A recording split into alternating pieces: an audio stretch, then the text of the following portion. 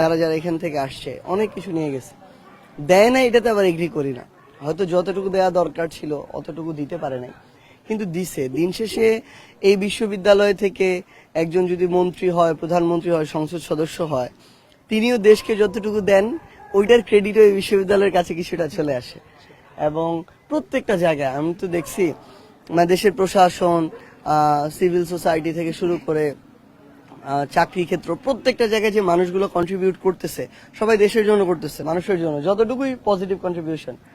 তো ওইখান থেকে ওই ক্রেডিটটা কিন্তু এই বিশ্ববিদ্যালয়ের উপরেও আসে। আমরা যে আজকে এই জায়গায়, আমাদেরকে তো গড়ে তুলছে আমাদের এই বিশ্ববিদ্যালয়ের পরিবেশ, এভরিথিং।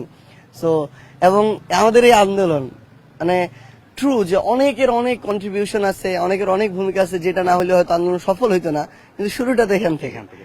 তো সেই জায়গা থেকে এটা আসলে এমন একটা বিশ্ববিদ্যালয়, এটার অনেক কিছুর অপূর্ণতা আছে, কিন্তু এই অপূর্ণতা দিয়ে এই বিশ্ববিদ্যালয় দুই হাত ভরে দিতেছে এই দেশকে, দেশের মানুষকে।